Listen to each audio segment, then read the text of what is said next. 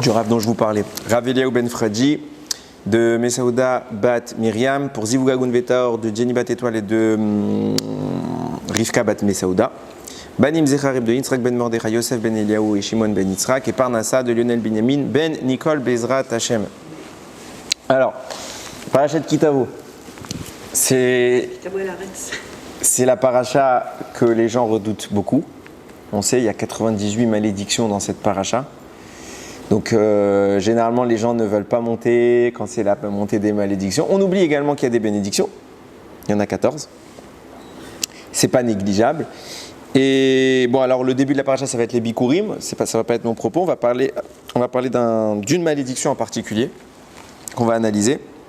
Et vous allez voir qu'il y a une notion qui est extrêmement importante à retenir en général sur les malédictions. Et là, on va définir une en particulier, mais c'est quelque chose c'est un travail, je pense, à faire, de prouver cette idée-là que je vais essayer de mettre en place. Je vous lis, vous allez mieux comprendre quand on rentre dans le sujet.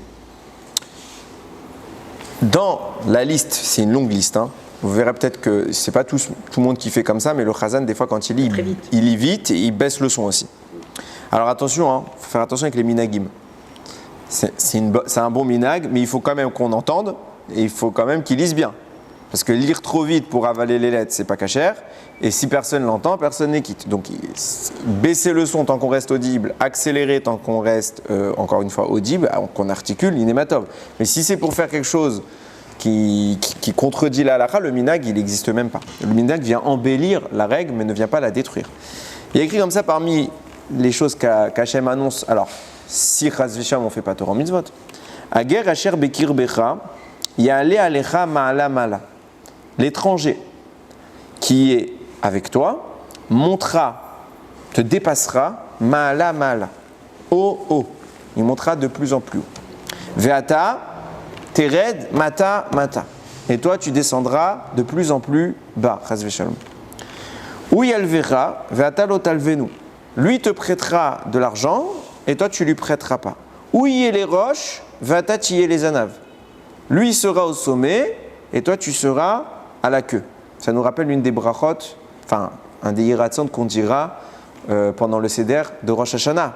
On dit chez les roches, vélo les anaves, qu'on soit au sommet et pas au rabat, qu'on soit au sommet et pas en bas. Oui, paracha de la semaine. Ah oui. Chapitre 28, verset 43, ça a commencé, j'enchaîne. C'est des malédictions qui sont citées là-bas. Et bon, on ne veut pas qu'elle nous arrive, mais en fait, si, on veut que ça nous arrive dans la version que je vais parler. Ok, on va comprendre. Ah pardon, j'ai sauté un passage. Toutes ces malédictions-là, on arrive à la fin là, du listing, et toutes ces malédictions viendraient sur toi. Urdafoura, ils te poursuivront, Visigura, ils t'atteindront, Adishamedar, pardon, jusqu'à ta perte.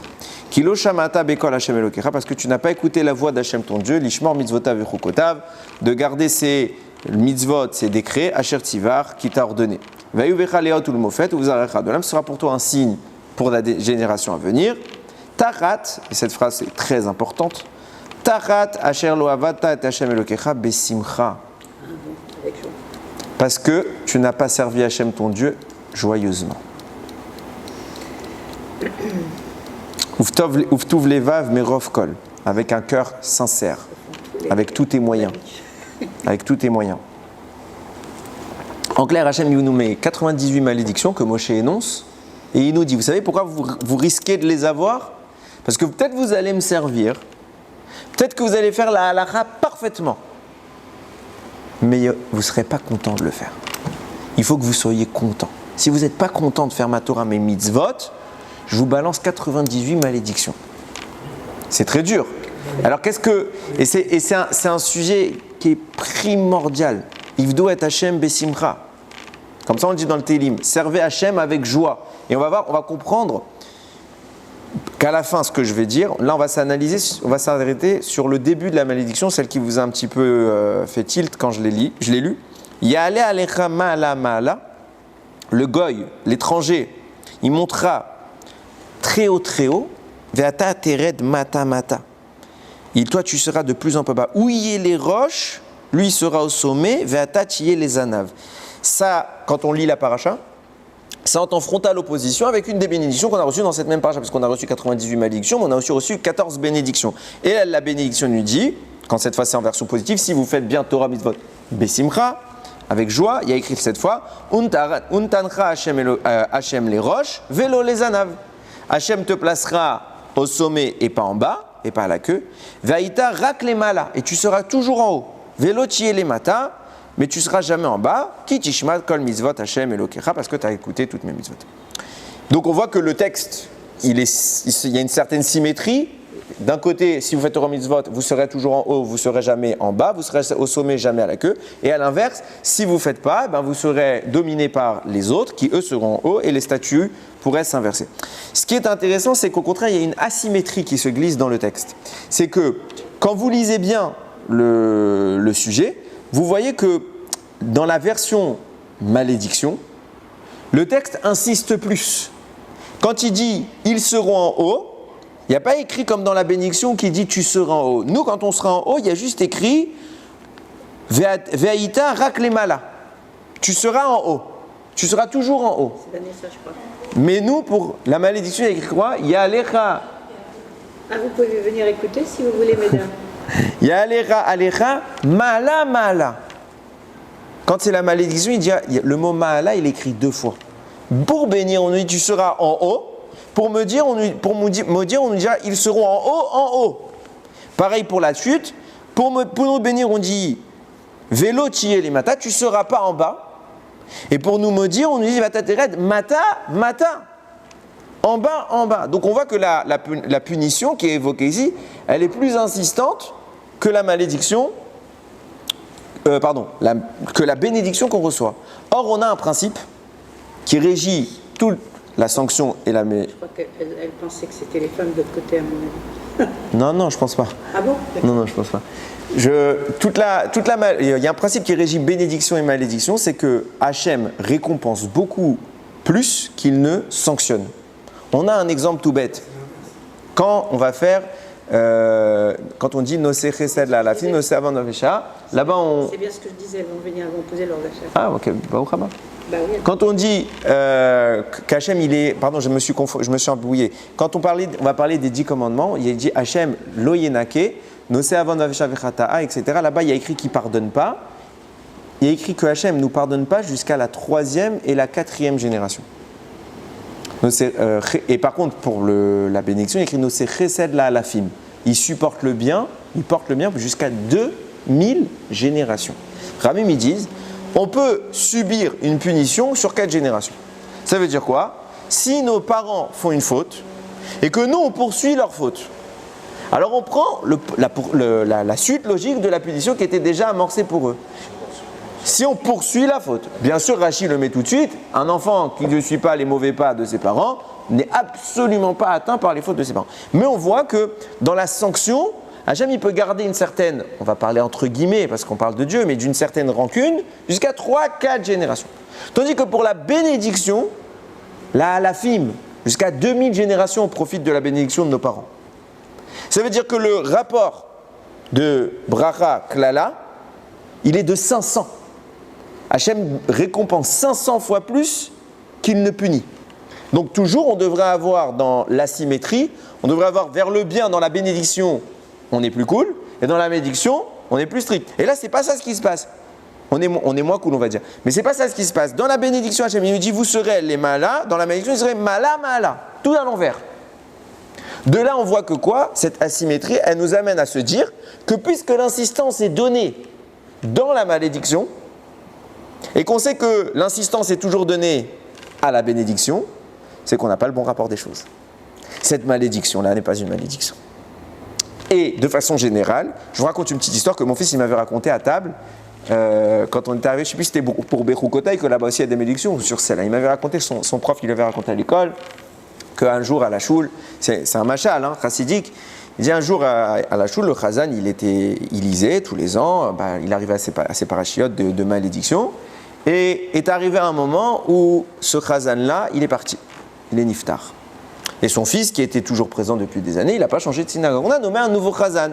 Et quand arrive la paracha des malédictions, l'enfant se met, le fils Quand entend toutes ces malédictions, il se met à pleurer, à pleurer, à pleurer, à pleurer. Alors les gens disent, mais qu'est-ce qui se passe? Je dis, mais vous entendez pas tout ce qu'il vient de lire? Il dit, mais attends, c'est pas ta première année que tu viens à la synagogue. C'est pas la première fois que tu entends Kitavo et les malédictions. Il fait comme mon père lisait, j'entendais que des brachot. Je n'entendais que les brachot. J'entendais pas de mal. Mais maintenant, je vois la réalité du terrain. Pour dire quoi? Comme ça écrit le Zohar. Qu'est-ce que c'est que les malédictions? C'est une réprimande dévoilée qui vient masquer un amour caché. Il n'y a pas de malédiction dans la Torah. Sachez-le, il n'y a pas de malédiction. C'est que des brachot. Le Zohar, il est clair et tous les Mefarshim le disent. Simplement que dans leur sens premier, et c'est comme ça qu'on le comprend, parce qu'on est toujours limité au sens premier, dans leur sens premier, on voit quelque chose d'atroce. Et des fois, les textes, si vous le lisez, je vous dis, lisez-le un jour en français, c'est atroce. Les malédictions qui sont prononcées, c'est atroce. Mais, nous disent Rachamim, dans cette horreur-là, Hachem cache une bonté qui est exceptionnelle. Et en réalité, quand on sait voir au travers des lignes, on voit la grandeur de la bracha qui est cachée dans la klala. C'est pour ça que je vous ai dit, c'est étrange de noter que la klala, la malédiction, insiste plus que la bénédiction, parce que la bénédiction est censée toujours être supérieure. De là, on déduit que quoi? Que le rapport hiérarchique, il est complètement inversé. La vraie bénédiction, c'est celle-là. L'autre, c'était une bénédiction, mais moins puissante. La vraie bénédiction, elle est dans ce pasouk. Quand on nous dit, l'étranger qui est en toi, qui est avec toi, montera de plus en plus et toi, tu descendras de plus en plus bas, lui, il sera au sommet et toi, tu seras à la queue. On va voir qu'en réalité, que se cache ici quelque chose d'extrêmement profond et d'extrêmement bon. Regardez comment la Torah elle est belle. C'est le cas aussi quand les prophètes Yirmiyahu et Shai annoncent les malédictions, la même chose. Je ne sais pas si c'est vrai là-bas, je ne sais pas si le Zohar parle également du nar. Possible. Je ne veux pas m'avancer. Regardez ce qu'il dit le Baal HaTurim, il accentue le problème. Il dit, écrit, Mata, Mata, toi tu vas descendre en bas. Mata, Mata, Gematria, Geinam. Comme ça il écrit. Gematria, valeur numérique des mots Mata, Mata, Geinam, l'enfer.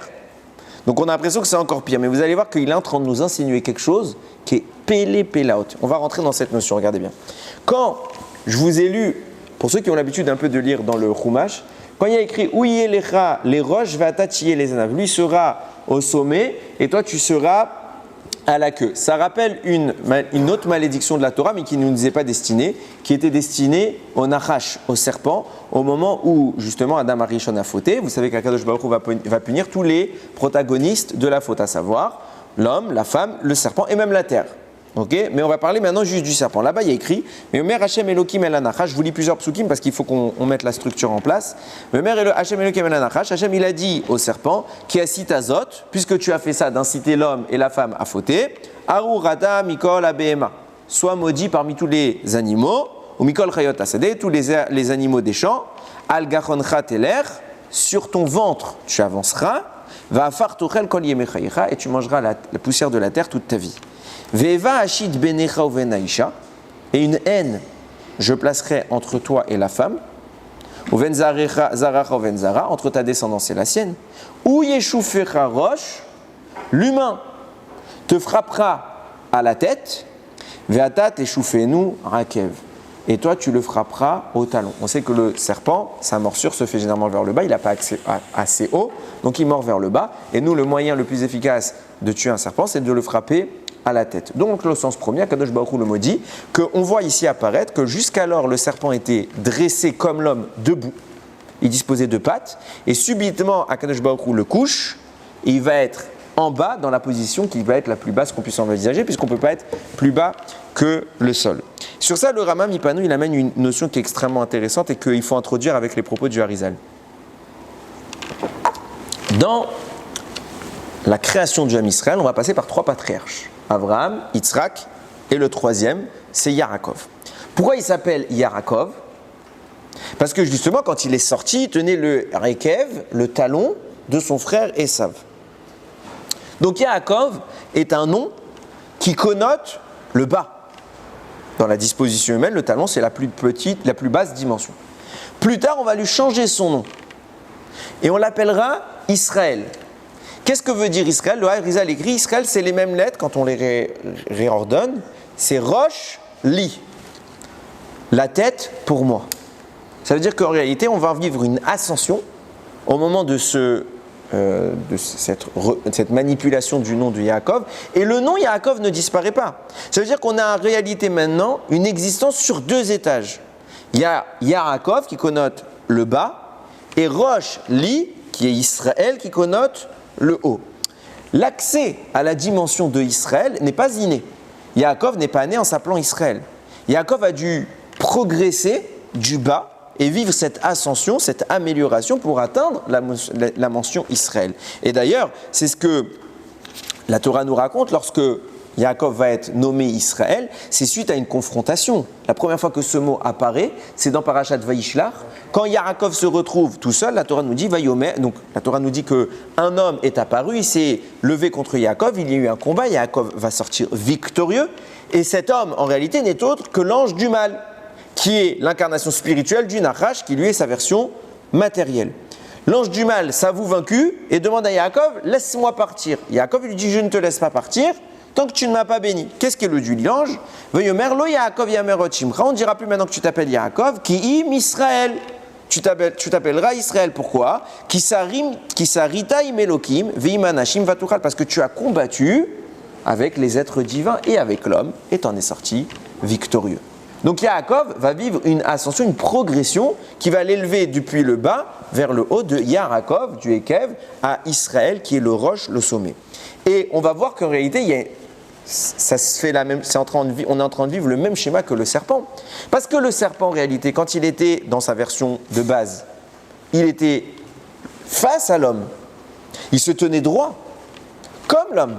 Et puis de la hauteur, il va chuter vers la bassesse.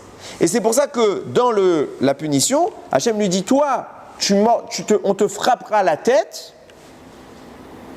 pour te rabaisser, et toi tu t'en prendras au Ekev de l'homme, au talon. On voit le même rapport qui s'inscrit chez Yaakov, à savoir qui commence à Ekev, mais cette fois c'est inversé.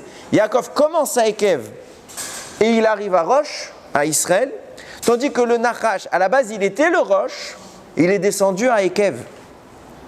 Donc il y a cet ascenseur qui se fait, cette oscillation qui se fait entre les 2 entités. Quand on va plus loin, on va voir qu'il existe un moment dans l'histoire, Akadosh Baruch Hu nous le dit, il est maudit, et le Rama Mipano écrit, il sera comme ça jusqu'à la fin des temps. Le serpent n'aura de takana, de réparation, qu'à la fin des temps. Mais il aura une réparation, tôt ou tard, mais beaucoup plus tard dans l'histoire. Ce qui est en train de se passer, nous dit le Rama Mipano, c'est que quand on remet les choses en perspective, on va voir qu'il existe un moment dans l'histoire où, sans attendre la fin des temps, le Nachash a retrouvé sa position de redresser. Il a été debout. Quand? Alors là, c'est intéressant, je vais vous le dire, je vous rassure, je ne vais pas rester dans le suspense. Regardez bien. Ce moment-là, c'est le moment où Moshe va faire face à Paro. Vous savez que la première fois que les 2 hommes se rencontrent, Hachem va mettre en place un signe pour convaincre, du moins ce qui aurait dû convaincre Paro, mais son Yetzirah va le battre, convaincre Paro de laisser bénir Israël. Ça va être de laisser sortir les bénir Israël. Quel sera ce signe? Le combat des serpents. Donc on connaît l'histoire, Moshe prendra son bâton, il le transmettra à Aaron, Aaron le jettera à terre, le bâton se transforme en serpent. Paro rigole, tout le monde fait pareil, ils prennent tous des bâtons, ils les transforment en serpents, combat des serpents, et à la fin le bâton de Moshe et de Aaron sort victorieux du combat. Nous dit le Malbim, ce bâton-là que Moshe jette, ce bâton-là qui est le dépositaire de tous les miracles qu'on va voir dans la sortie d'Égypte jusqu'à que Moshe se retire. Il est en réalité issu d'une branche du Etz Hadat Tov Vara, l'arbre de la connaissance du bien et du mal, celui-là même qui est à la base de la faute d'Adam Arishon. Akadosh Baruch Hu, avant l'expulsion d'Adam, prélèvera une branche. En réalité même encore un peu avant ça, mais ce n'est pas le sujet, prélèvera une branche pour confectionner le bâton de Moshe Rabbeinu. Et comme son origine, il est dépositaire du Tov et du Ra. C'est le Het, l'arbre de la connaissance du bien et du mal. Donc cette branche qui en est issue, ce bois qui est extirpé de là, lui aussi a une position positive et négative. Quelle est la position positive et quelle est la position négative? La position positive, c'est du Etz Hadat Tov. C'est le simple bois. L'expression négative de l'arbre était le serpent. En réalité, quand on va jusqu'au bout des choses, le serpent et l'arbre sont une même entité. Et nous, on est comparé à l'arbre. Oui, et c'est pour ça que le serpent était comparé à l'homme. Ah, d'accord. Okay. Et c'est pour ça qu'il était debout, qu'il parlait, qu'il était intelligent. Et ce qui est en train, et même je vais dire plus que ça, qu'il était biologiquement, enfin on va dire spirituellement compatible avec Rava. Oui. Je ne vais pas rentrer dans le sujet. Mais ce qu'on sort de là, c'est que l'expression positive du serpent, c'est le bois, l'expression négative, c'est le nachash, le serpent. C'est pourquoi, quand le bâton est à proximité du bien, alors il résonne avec l'environnement dans lequel il se trouve. C'est un bâton, quand il est dans les mains de Moshe, quand il est dans les mains de Aaron, c'est du bois.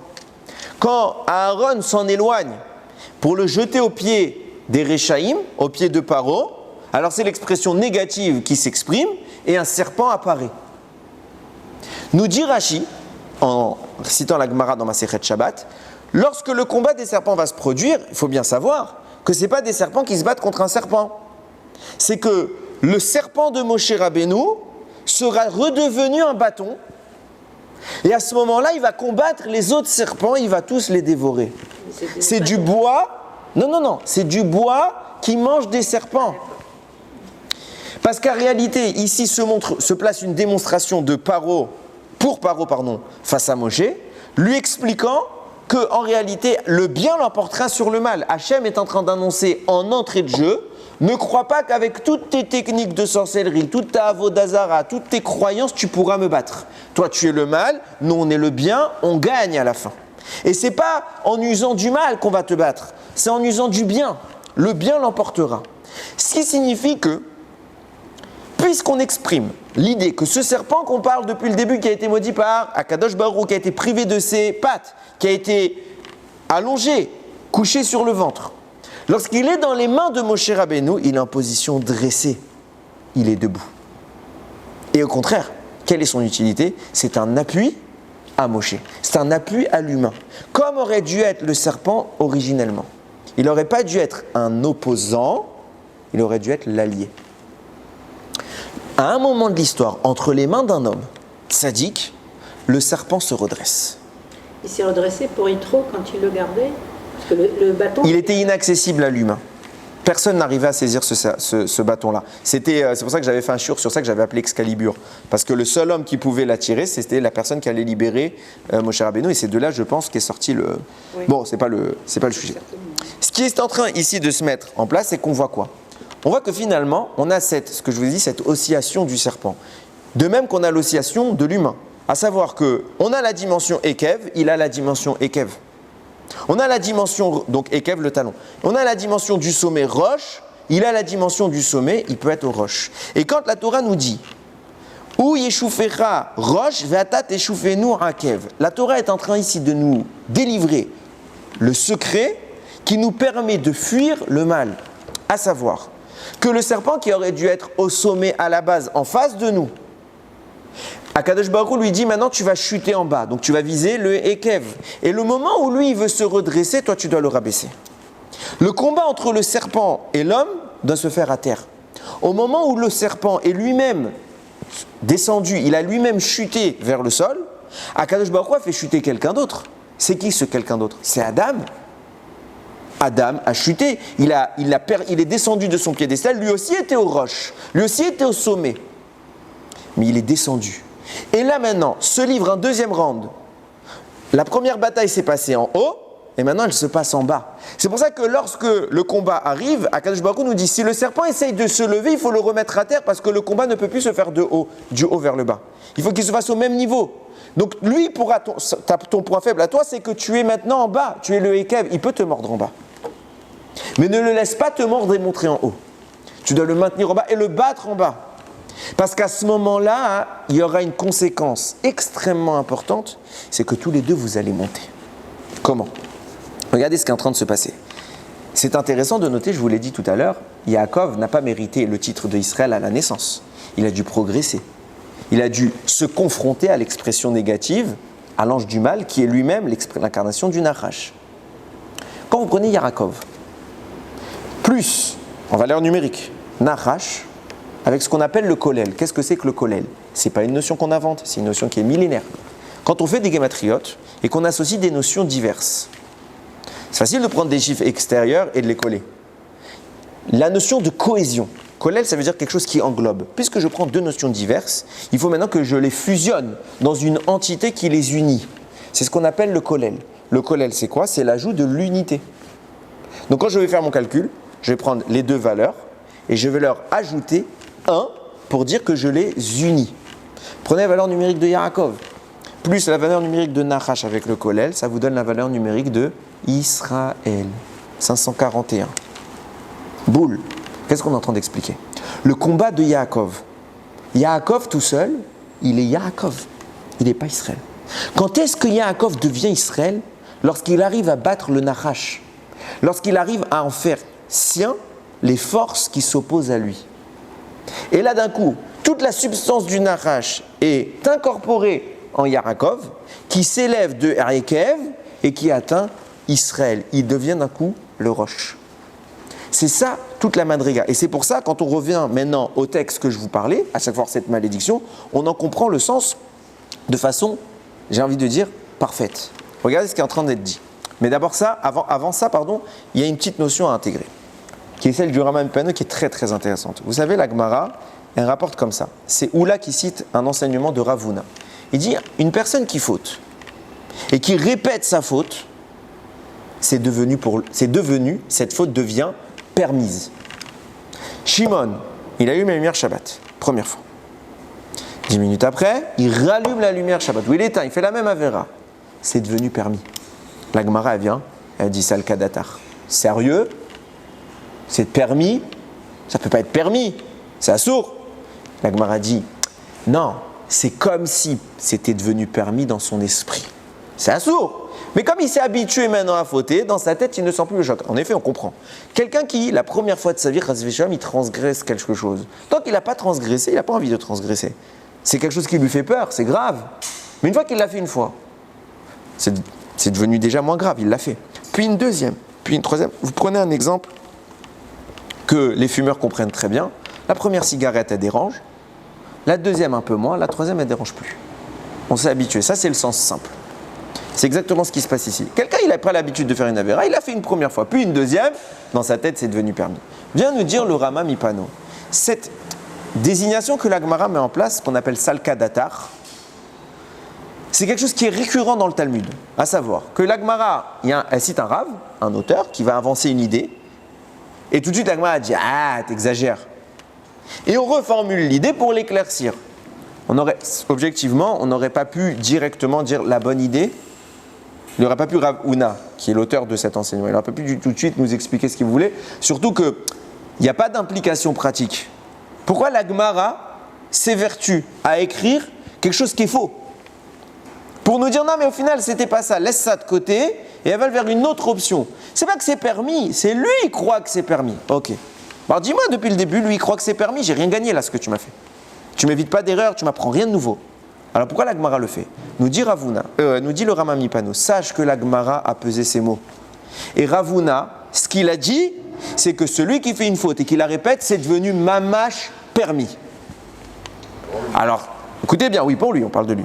Mais attention, permis, ça veut dire qu'il y a une dimension dans laquelle son acte, s'il le répète une troisième fois, il est permis. Mais comme c'est trop violent et trop difficile à comprendre, la Gemara va atténuer ce propos et va nous le servir dans un plat plus comestible. Elle va nous dire non, c'est comme si c'était permis. Mais sache que le vrai enseignement, c'est le premier. C'est pas le deuxième. Le deuxième, il est venu atténuer la portée parce que c'est trop dur à comprendre. Comment tu peux me dire, et c'est pour ça que vous avez tous la même réaction, comment tu pourrais me dire que c'est permis? Ça veut dire quoi? On n'a qu'à faire les 613 mitzvot, les transgresser tous 2 fois et c'est fini. Tout devient permis. Il vient de nous dire comme ça le Rama MiPano. Écoutez bien ce qu'il dit, c'est extrêmement important. Il dit, on a 365 mitzvot négatives dans la Torah et 248 mitzvot positives. Ces mitzvot, la Chamim nous disent, quand on a une mitzvah, naturellement naît une énergie qui va nous aider à la faire pour qu'il y ait un libre arbitre. Le Yetzer Hara ne veut pas qu'on la fasse, mais nous, il faut qu'on ait la force de la faire. Donc Akadosh Baruch Hu met une force pour nous aider à battre le Yetzer Hara. En réalité, cette force-là, nous dit le Rama MiPano, c'est une énergie de protection contre le Yetzer Hara. Ça veut dire quoi? Ça veut dire que, c'est ce qui explique pourquoi a priori, quelqu'un qui n'a jamais commis une faute, il a peur de la faire. C'est quelque chose qui va le déranger. C'est que quand il l'a fait plusieurs fois qu'il n'est pas dérangé. Mais la première fois, c'est quelque chose qui le dérange. Il va dire c'est grave. Pourquoi? Parce que naturellement, on a une énergie qui nous vient du ciel, qui nous aide à accomplir cette mitzvah. Et le Yetzer Hara n'a pas le droit de battre cette énergie-là. C'est un vrai combat équilibré. Il n'a pas le droit de l'annuler. Donc, tant qu'il y a un combat équilibré, la frontière n'est pas dépassée entre lui et moi. On garde une distance raisonnable. Et il ne peut pas tout de suite me pénétrer. Il ne peut pas tout de suite m'atteindre. Par contre, lorsque pour la première fois, on va commencer à donner la victoire au Yetzer Hara, donc on va abîmer le bouclier qu'on avait contre cette Avera. Donc le Yetzer Hara va prendre une emprise, il va mettre un pied dans notre domaine. Et si on répète cette erreur une deuxième fois, alors le Yetzer Hara a conquis notre domaine. Il est tellement conquérant qu'il a pénétré en nous. C'est pour ça qu'on dit Nirnas, pour qu'un homme faute, on dit Nirnas Betocho Yetzer Hara. Et rentrer en lui, un Yetzer Hara, ça veut dire qu'il est rentré en lui, c'est-à-dire qu'il était jusqu'alors à l'extérieur. Et puisqu'il est rentré en moi, il est devenu une partie intégrante, pas de moi, mais du fauteur, il est devenu une partie intégrante du fauteur, au point où on rentre dans la schizophrénie. On a en nous notre entité qui cohabite avec une autre entité, celle qui est les forces, qui sont les forces du mal. Et pour elle, c'est pas assourd, c'est bien. Faute, c'est une bonne chose. Donc quelqu'un qui faute une première fois, puis une deuxième fois, puisqu'il a invité à sa table un associé, alors ils sont deux à prendre la décision. Et ça veut dire que quoi? Pour cet associé qui est une force du mal, transgresser Shabbat, c'est permis, c'est moutard, c'est bien. Pour nous, c'est mal. Et c'est pour ça que la Gemara explique les propos de Ravuna. Comment tu peux me dire c'est permis? Il a raison, Ravuna, c'est permis. Ah, alors pourquoi la Gemara vient et nous dit non, c'est pas permis, mais c'est devenu comme si c'était permis. Parce que pour moi, c'est pas permis. Mais pour l'autre qui est en moi, c'est permis. Donc on a les deux informations. C'est permis, mais ça reste interdit. Parce qu'on a laissé le mal entrer. Et de façon plus générale, Raham, il compare ça. Ça s'annule pas. Ça s'annule pas parce que c'est là que le libre arbitre, on a toujours le libre arbitre. Mais jusqu'alors, vous aviez peur, vous étiez dérangé, là où subitement, le dérangement est parti. Pourquoi vous êtes plus dérangé? Et c'est exactement ce qui s'est passé à la faute d'Adam. Rahamim nous disent que le Yetzer Hara, c'était extérieur, c'était un serpent. Mais il a planté ses crocs en Adam Arishon, au point où il l'a contaminé. Et ce qui s'est passé à ce moment-là, c'est que les mitzvot, qui sont normalement censés être une énergie protectrice, sont en réalité des verrous, des boucliers. Et il parle de Kesher, pour parler du verrou, sont 365 nœuds, verrous qui viennent empêcher l'accès au Yetzer Hara et qui littéralement plutôt viennent le museler, pour pas qu'il puisse nous mordre comme il nous a mordu à l'époque de Adam Arishon. Et donc le Yetzer Hara, on est en mesure de le tenir à distance en laisse. Mais quand on le laisse le pouvoir de s'en prendre à ce verrou, on casse ce verrou, le Kesher devient Sheker, c'est les mêmes lettres. On déforme l'accès et on lui laisse une entrée dans notre domaine, faisant de lui un des collaborateurs, un des décisionnaires. Et là, le mal est en nous. Et c'est pour cela que ce que je vous disais tout à l'heure, nous, notre travail à nous, c'est quoi? C'est de le battre, c'est de reprendre l'ascendant. Et bien regardez, c'est tout ce que nous disent nos psukim. Quand la Torah nous a dit « Ager asher bekir becha », l'étranger qui est chez toi. C'est qui l'étranger qui est chez moi, qui est en moi? On parle de qui? Alors le sens simple, on parle des goyim, de des gens qui habiteraient avec nous. Sens profond, c'est qui le guerre? C'est qui n'a pas sa place? Bekir becha, en toi. C'est celui que tu as laissé entrer en toi. Et nous a dit la Torah, le moyen de le battre, c'est qu'il faille descendre en bas avec lui pour que le combat se fasse au niveau de la terre, d'une dimension matérielle, et que la victoire puisse nous permettre une élévation. C'est pour ça qu'on te dit Ve'ata tered mata mata. Quand lui voudra être les ma'ala ma'ala, toi tu seras mata mata. Qu'est-ce qu'on vient te dire? C'est ce que le même passou qu'Adam avait reçu lorsque le serpent était maudit. Il viendra te mordre. Toi tu devras le frapper à la tête. Pourquoi il faut le frapper à la tête? Parce qu'il veut être ma'ala ma'ala. Donc quand il va monter au sommet, frappe-le à la tête pour le redescendre, parce que toi tu es mata mata. Et qu'est-ce qui va se passer si tu le ramènes en bas? Une fois qu'il redescend mata, tu as la possibilité d'en refaire un maté. Que veut dire maté? Un bâton. Une fois que tu l'as ramené dans ta zone dans le ring, sur terre, alors le fait qu'il soit en bas t'offre une autre possibilité, c'est d'en refaire un bâton. C'est quoi le bâton? C'est quand Moshe Rabbeinu il a pris le serpent, qu'il a redressé et qu'il en a fait une force positive. Un allié qui venait le soutenir, qui venait accomplir pour nous les miracles de la sortie d'Égypte. C'est pour ça que le texte nous dit Mata, Mata. On peut lire Mata, Maté. Alors attendez 2 minutes. Qu'est-ce qui se passe? Je le descends en bas, je le combats et ma victoire en refait un maté. Quelque chose de positif. Qu'est-ce qui se passe ensuite? Puisqu'il est devenu quelque chose de positif, il est devenu un soutien. Moi qui m'appelle Rikev, Yaakov, j'assimile le Nachash. Yaakov plus Nachash fait qu'on arrive à Israël. Mais on arrive à Israël. C'est Yaakov et le Nachash qui constituent Israël. Donc les deux sont Maala. C'est pour ça que le pasuk nous dit 2 fois Maala. Un Maala pour Yaakov, un Maala pour Israël. Ve'ager asher bekirbecha, l'étranger qui est en toi. Ya'ale alecha Maala, il va monter avec toi Maala. Comment? Ve'atatered mata mata, parce que toi tu vas descendre en bas. En bas tu vas le ramener mata, tu en feras un maté, et vous allez ensemble monter Mala. C'est la malédiction qui a été celle du serpent et c'est le secret qu'Akadosh Baruch Hu est en train de glisser dans cette malédiction-là, qui en réalité pour nous, c'est le secret de monter encore plus haut. La première bénédiction, celle que j'ai citée, nous disait « tu seras en haut », mais tu seras en haut au singulier, il n'y a pas écrit 2 fois, ou tu seras, et lui sera en bas tout seul, ça marche. Si on reste à distance du mal, on est un tzaddik, on en sera en haut par rapport à lui, mais on ne sera pas très en haut. L'aspect suprême s'appelle Israël. Ce n'est pas une simple domination du mal, c'est une transformation du mal en un allié précieux. Alors maintenant vous allez me dire, et il y a 2 questions légitimes, parce qu'on le dit, oui il faut que le mal soit notre allié. Bon, c'est antonyme avec tout le principe de base, le mal c'est l'ennemi, il ne faut pas que l'ennemi devienne mon allié. Alors on le dit, est-ce qu'on a une preuve dans la Torah qu'on doit faire du Yetzer Hara, du mauvais penchant, quelque chose qui est notre allié? Première question. Deuxième question, c'est bien beau de le dire, comment je fais ça? Comment je fais que l'ennemi, que ma tentation, mon désir, mes pulsions, mon Yetzer Hara deviennent un outil de Torah et de mitzvot? C'est très beau à dire. Mais c'est comment? Je veux bien, moi, donne-moi la méthode. C'est ça l'essentiel du shiur. Comment je fais ça? C'est extrêmement important ce que je vais vous dire. Première réponse à la première question. D'où je sais que je dois faire du Yetzer Hara mon allié, je le dis tous les jours dans le schéma Israël. Ve'ahavta et Hashem Elokecha, bechol levavecha, ufrol nafshecha, ufrol meodecha. Et tu aimeras Hashem ton Dieu de tout ton cœur, de toute ton âme et de tous tes moyens. Le mot levavecha, normalement on n'aurait pas dû écrire levavecha, on aurait dû écrire libéra de tout ton cœur. Levavecha, c'est un pluriel. Et c'est pour ça que les Ramim disent de tout tes cœurs. Combien on a de cœurs? On a un cœur. De quoi on parle? Des 2 penchants du cœur. Même avec ton Yetzer Hara, tu devras aimer Hachem de tout ton cœur. C'est un principe qu'on répète dans le schéma Israël. Et on le dit 2 fois, Bechol Levafrem, on le répète après. Tu dois aimer Hachem avec ton Yetzer Hara, évidemment, mais avec ton Yetzer Hara, tu dois l'aimer. Donc on sait qu'on doit l'aimer. On doit se servir du Yetzer Hara pour faire le même. Maintenant, comment je fais ça? Écoutez bien. Le Zohar, il écrit, quelle est l'utilité du Yetzer Hara? Alors, évidemment, vous allez me dire, c'est ce qui fait le libre arbitre et c'est ce qui permet la sanction et la punition, et la récompense, pardon. Ok, c'est vrai.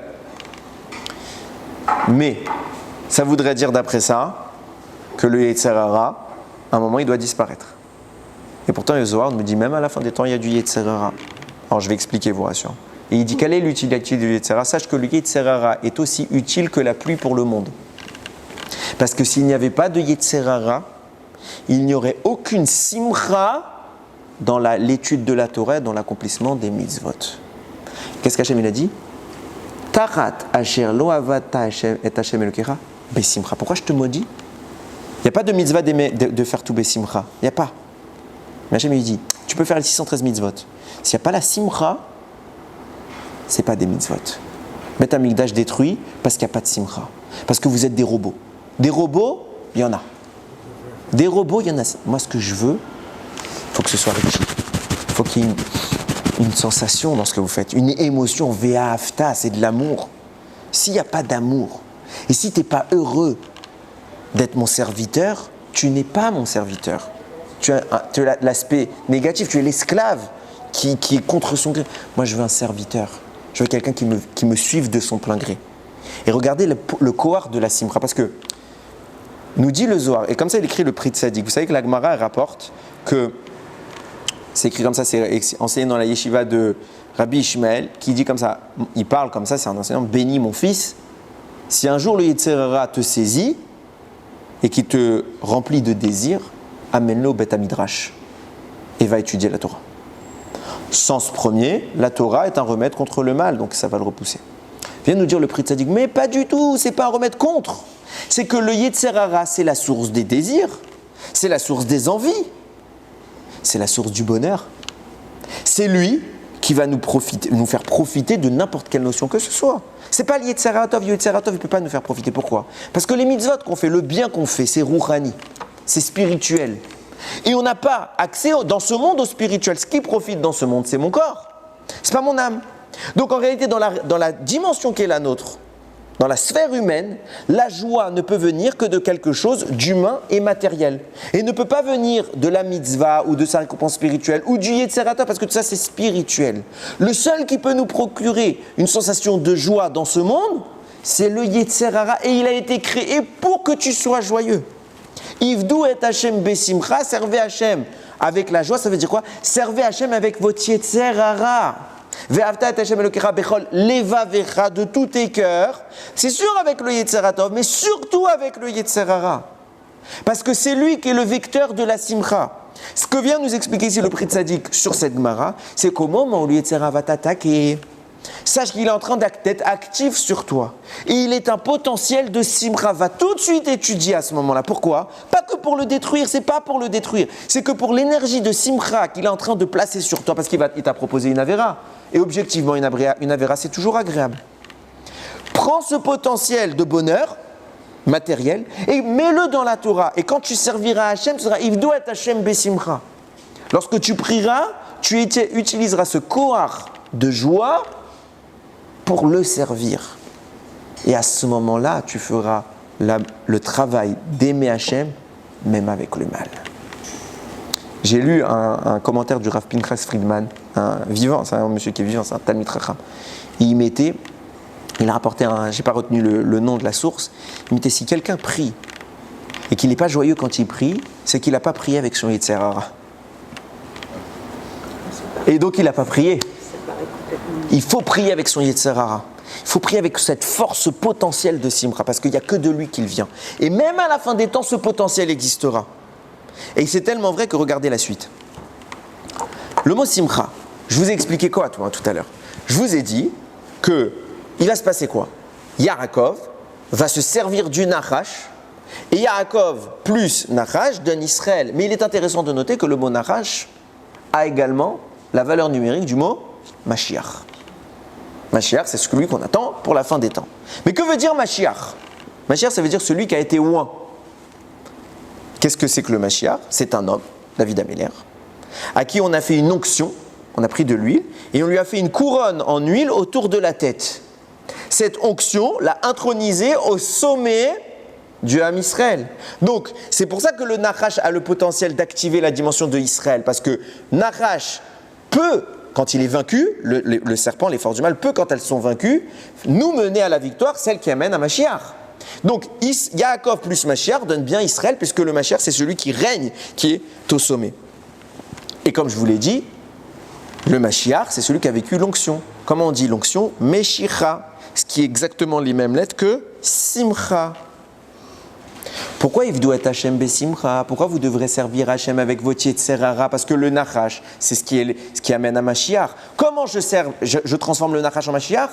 Par la force de la Simcha que seul le Nachash, que seul le Yetzer Hara peut me donner, je sers Hachem. Et quand je sers Hachem besimcha, le Nachash amène Mashiach. Yaakov plus Mashiach amène à la dimension de Israël. Le moment où nous sommes au sommet. Et c'est pour ça que par la suite, nous dira le Shem Mishmuel, à la fin des temps, Akadosh Baruch Hu va prendre l'ange du mal et il va lui faire la shrita. Comme ça, il nous dit Chazal.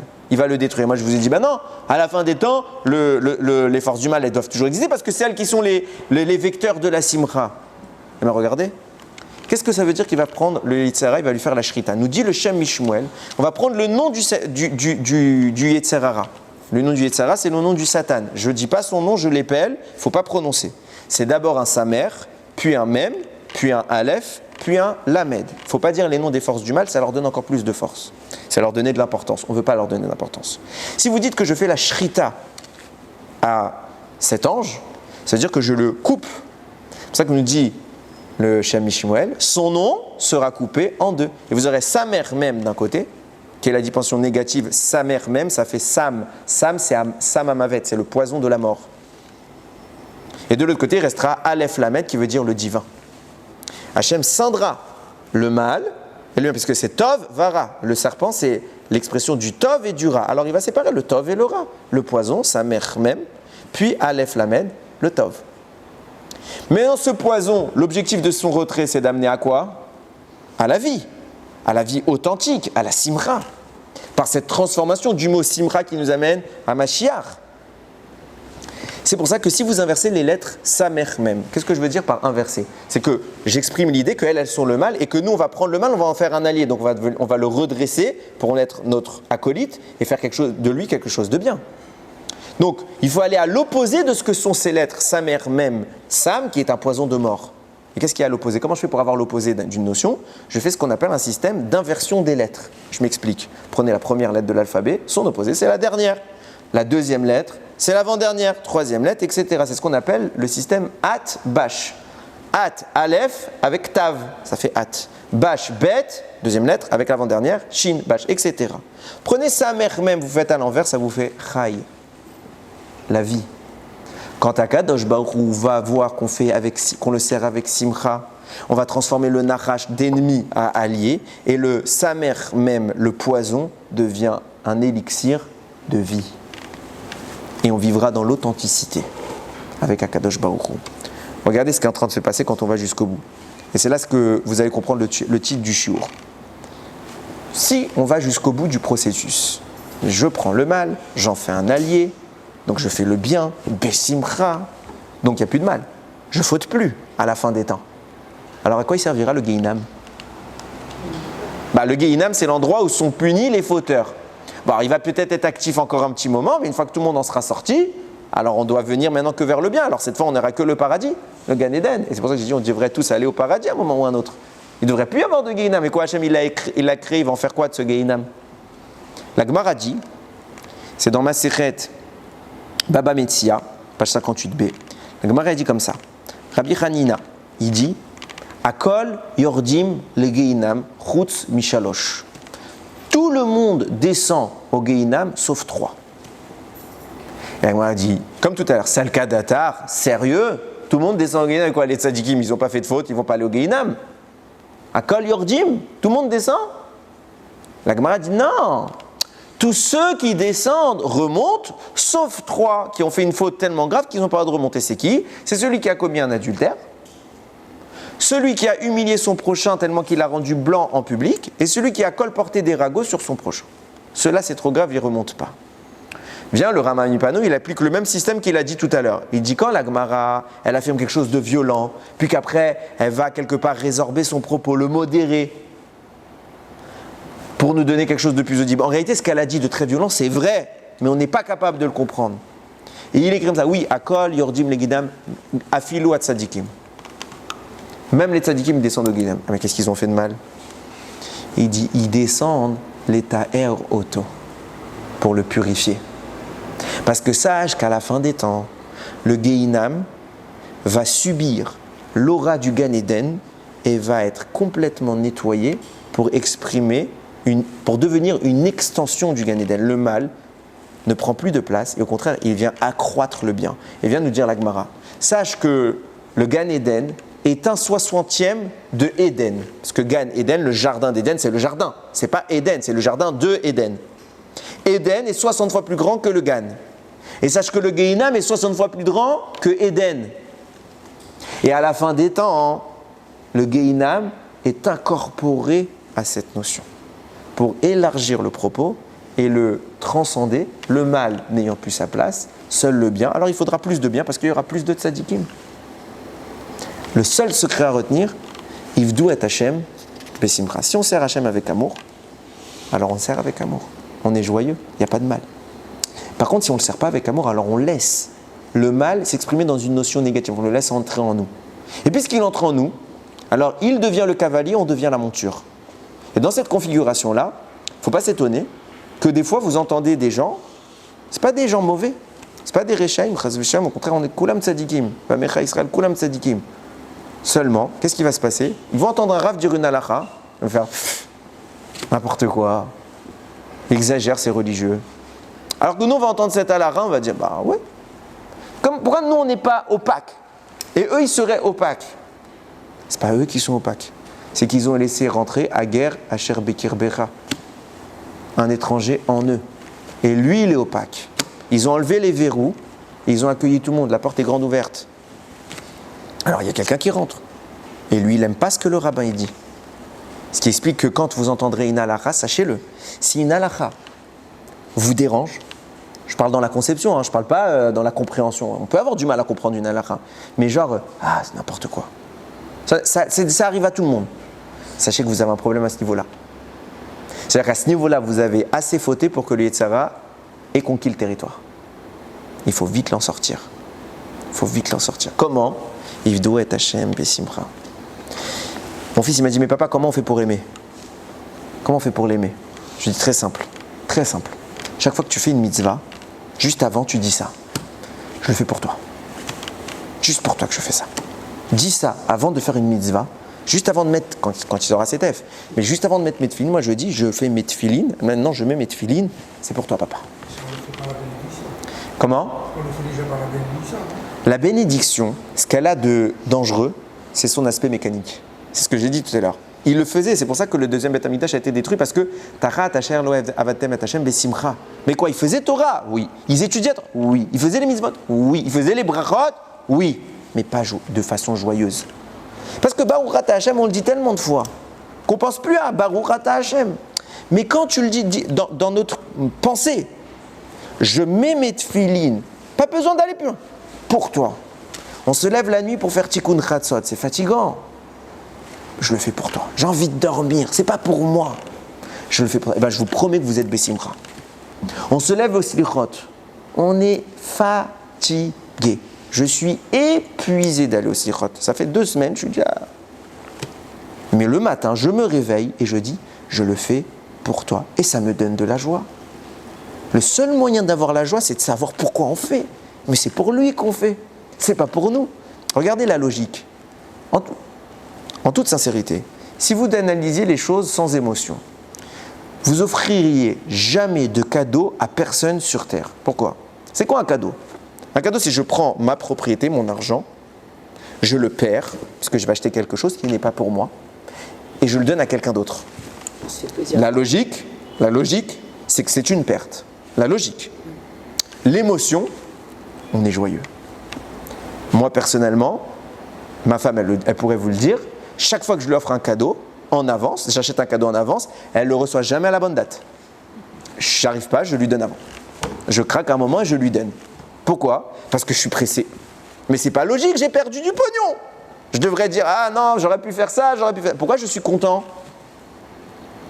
Pourquoi on est content? Parce qu'il y a quelque chose qui nous dépasse, on sait pour qui on fait ça. Et le faire, c'est là le Yitzhara qu'on fait Besimcha. Parce que quand on fait pour Hachem, alors on est content de faire. Mais quand on fait parce qu'on doit faire, parce qu'on est des esclaves, mais c'est ça que je veux dire. C'est que la logique n'aurait dû être l'inverse, mais les faits nous montrent qu'on est joyeux. Et oui, ça nous crée une vraie sensation de bien-être d'offrir, de donner. Parce qu'on commence à ressembler à Hachem, ça c'est le sens profond. Mais c'est nourri par quoi? Sachez, c'est nourri par le Yetzirah et c'est bon. Simplement, il faut dire à Hachem, tu m'as mis chez moi un potentiel de joie, un potentiel de désir, je te le donne. Parce que moi, j'ai envie de dormir maintenant. Mais je reste réveillé, je me lève tôt pour toi.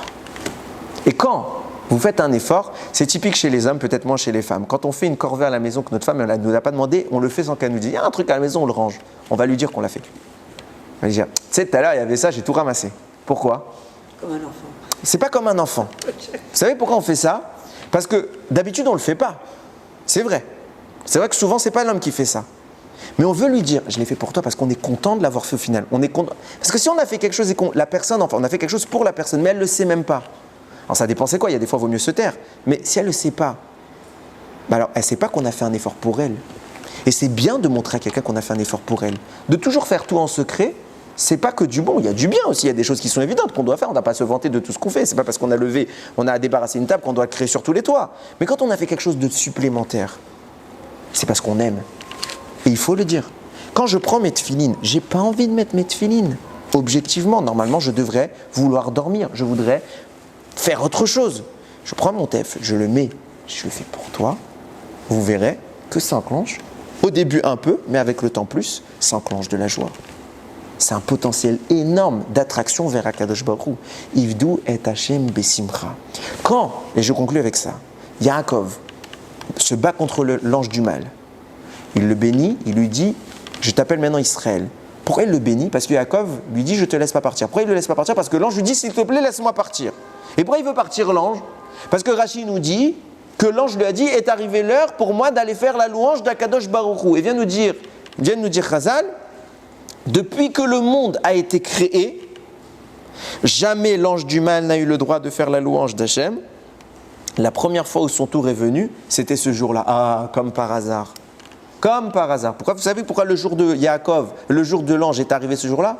Parce que pour la première fois, il a eu un sens à son existence. Le sens de l'existence du Yetzer Hara, c'est de perdre. C'est de perdre. C'est de devenir notre allié, de devenir un support, pas de devenir un ennemi. Tout le temps, jusqu'à maintenant, il gagnait. Il n'y a pas un homme qui l'a totalement mis en échec comme Yaakov, qui l'a mis par terre, qui lui a dit « Tu restes par terre, maintenant c'est moi le patron ». Le jour où le Yetzer Hara, il a été à terre complètement, il était joyeux. Et il a eu le droit de faire quoi? Qu'est-ce qui s'est passé? Il a eu le droit de chanter. On ne chante pas quand on est énervé. Ou quand on est triste. On chante quand on est besimcha. Le Yetzer Hara lui-même, il a exprimé sa nature. Sa nature, c'est d'être besimcha par la victoire de Yaakov qui monte vers Israël. Ivdu et Hashem besimcha. Il faut aimer Hashem, il faut servir Hashem avec la plus grande des joies. Parce qu'il n'y a pas plus grand en ce monde que de servir papa. Yiratson, on arrive à Rosh Hashanah, qu'on se rappelle qu'on aime Akadosh Baruch Hu, qu'on est Bessimcha. Et même à Rosh Hashanah, on doit être Bessimcha, c'est un Yom Tov. On doit garder cette Simcha-là, avec une inquiétude, certes, mais elle doit être entourée de Simcha. Quand on a la Simcha, Mitzvah, Gedola, Liod, Bessimcha, Tamid. Le mot le plus important, c'est le dernier. Et c'est une grande mitzvah d'être joyeux, toujours. À Tisha B'Av aussi. Attention, la joie, elle est réduite, mais elle ne doit pas disparaître. Ça veut dire quoi? Il ne faut pas sombrer dans la dépression. Bien sûr qu'on pleure. Et pour un événement triste, on pleurera. Mais d'être les serviteurs d'Hachem, on restera toujours content de l'être. De faire ce qu'Akadosh Baruch Hu veut. Moi, une fois, il y a un rav, il m'avait dit, c'est dur de pleurer à Tisha B'Av. Il m'a dit, à la seconde où je pleure, je suis tellement content d'avoir réussi à exprimer mon amour pour Hachem et cette tristesse, que la joie me submerge et j'arrive plus à pleurer. Donc quand il pleure, il se remet à sourire. Tellement que c'est compliqué. C'est intelligent comme idée. Il faudrait vraiment pleurer. Mais c'est une malade déjà. Mais la joie doit toujours être un peu là. Si on enlève totalement la joie, on est en péril. En péril. Kharamim nous disent qu'on voit, je ne me rappelle plus c'est quel prophète, qui s'était énervé avec le roi, et il avait besoin de prophétiser, il n'a pas pu prophétiser. Il n'a pas pu. Il a fait venir quoi? Un musicien.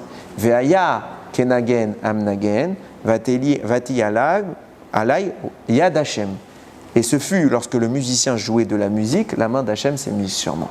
Parce que la musique l'a relaxé et lui a redonné le sourire.